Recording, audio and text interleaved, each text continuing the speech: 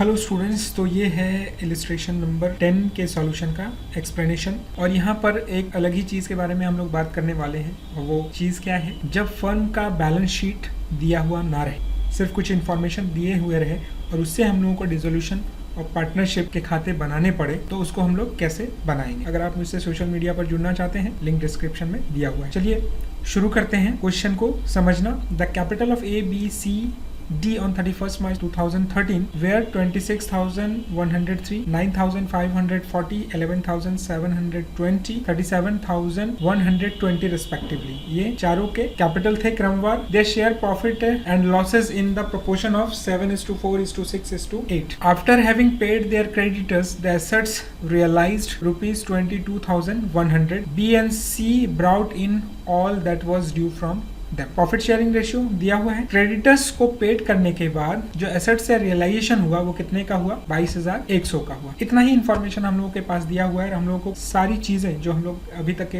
Illustrations में बनाते रहे, सारी चीजें हम लोग को बनानी है। यहाँ क्या कहा गया है, रियलाइजेशन अकाउंट बनाना है, कैश अकाउंट बनाना है, पार्टनर्स कैपिटल अकाउंट बनाना है। 3 चीजें बनानी है। तो चलिए सबसे पहले हम लोग को क्या करना पड़ेगा कि एक मेमोरेंडम ऑफ बैलेंस शीट बनानी पड़ेगी। तो उसको बनाएंगे कैसे, चारों जो पार्टनर्स हैं, तो क्वेश्चन को सॉल्व करने के लिए हम लोगों को क्या करना पड़ेगा, हम लोग को एक मेमोरेंडम ऑफ बैलेंस शीट बनानी पड़ेगी। ठीक है, मेमोरेंडम ऑफ बैलेंस शीट यानी एक काल्पनिक बैलेंस शीट हम लोगों को बनानी पड़ेगी जो फिगर्स दिए हुए उसके हिसाब। तो अगर हम चारों पार्टनर्स के कैपिटल को ले लें एक साइड, कैपिटल तो लायबिलिटी साइड में ही लिखा जाता है, तो उसको हम लोगों ने यहाँ पर लिख दिया। तो वो टोटल कितना आ जाता है, 84,600 का। बैलेंसिंग फिगर करके हम लोग यहाँ पे मान लेते हैं कि जो एसेट्स था वो आपका है 84,600 का ही है, जो सारा एसेट्स है, क्योंकि इसके अलावा कोई और हम लोगों के पास उपाय है नहीं। एक चीज यहाँ पर दी हुई है कि after having paid their creditors the assets realised 22,100, लेकिन क्रेडिटर्स कितने की है ये हम लोग को पता ही नहीं है, तो हम लोग कैसे सकते हैं। और एसेट्स से कितना रियलाइज हुआ है, ये वाला पैसा दिया हुआ है यहाँ पे 22,100 का, तो एसेट्स भी हम लोगों को पता नहीं है। तो एक ही रास्ता यहाँ पे बचता है हम लोगों के लिए, वो ये है कि लायबिलिटी साइड में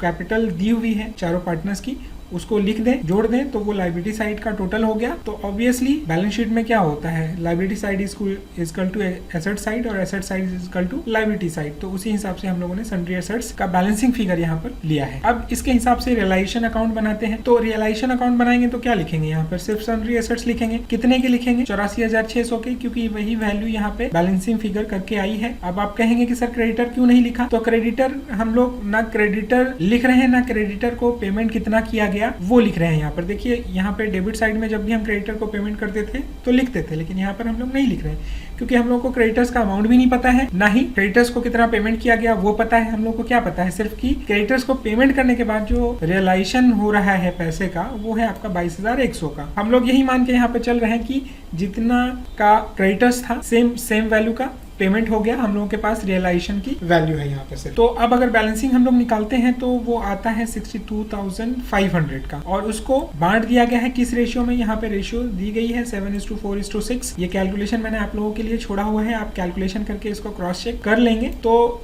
17,500, 10,000, 15,000 और 20,000 का जो है वो बंटवारा होता है लॉसेस का पार्टनर्स के बीच में। तो अब हम पार्टनर्स के कैपिटल में आ जाते हैं। यहाँ पर करंट एंड फिक्स कैपिटल और फ्लक्चुएटिंग कैपिटल की बात नहीं की गई है, तो हम लोग ऐसी स्थिति में क्या करते हैं, कैपिटल को फ्लक्चुएटिंग ही रखते हैं। चारों पार्टनर जो है ABCD, यहाँ पे उनके कैपिटल जो दिए हुए हैं क्वेश्चन में वो यहाँ पर लिख दिए गए हैं, और जो लॉस का हिस्सा सबके बीच में बटा उनको डेबिट कर दिया गया है यहाँ पर, ये रियलाइजेशन लॉसेस को। और अब क्या होता है, जिनका पॉजिटिव बैलेंस आ रहा है उनको पैसा पेमेंट किया जा रहा है। जैसे कि A का बैलेंस पॉजिटिव आ रहा है तो उसको पेमेंट कर दिया गया है, लेकिन B का बैलेंस नेगेटिव आ रहा है तो उसको 460 रुपया लाने पड़ रहे हैं। और इसका एडजस्टमेंट मैं आपको बता चुका हूँ किस तरीके से होता है, यहाँ पर मैं बहुत ही शॉर्टकट में चल रहा हूँ, चीजों को आप जानते हैं। फिर C के पास आते हैं तो उसका भी बैलेंस नेगेटिव में है, डेबिट साइड ज्यादा है, तो जो भी डिफरेंस है वो उसको लाना पड़ रहा है, यानी 3,280 रुपये उसको लाने पड़ रहे हैं। फिर D का बैलेंस जो है वो पॉजिटिव है, तो फर्म उसको 17,210 रुपए का पेमेंट करेगी। अब क्या है, कैश अकाउंट हम लोग बना लेते हैं। कैश का ओपनिंग बैलेंस क्या था हम लोग को बिल्कुल ही आइडिया नहीं है, तो सन्ड्री एसेट से जो रियलाइजेशन हुआ यहाँ पे वो है आपका 22,100, और B ने पैसा लाया 460 रुपये, C ने पैसा लाया कितना, 3,280, और देना किनको था,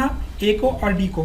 तो जो पैसा आया, जितना पैसा आया उतना पैसा चला भी गया, दोनों साइड के टोटल बराबर हो गए, मींस क्वेश्चन ठीक है। तो ये मैंने कॉन्सेप्ट एक्सप्लेन किया कि जब बैलेंस शीट ना दी हुई हो प्रॉपर किसी क्वेश्चन में और मिसिंग फिगर्स से हम लोगों को एक मेमोरेंडम ऑफ बैलेंस शीट बना करके कैसे रेजोल्यूशन के क्वेश्चन को सॉल्व करना है। आई होप कि आपको कोई दिक्कत नहीं हुई होगी समझने में, और अगर दिक्कत हुई होगी तो मैं हूँ क्लासरूम में या गूगल क्लासरूम में, हम लोग इस पर बात कर सकते हैं। तो अगर आपने वीडियो को अंत तक देखा है पूरे पेशेंस के साथ बिना स्पीड बढ़ाए हुए, तो थैंक यू वेरी मच।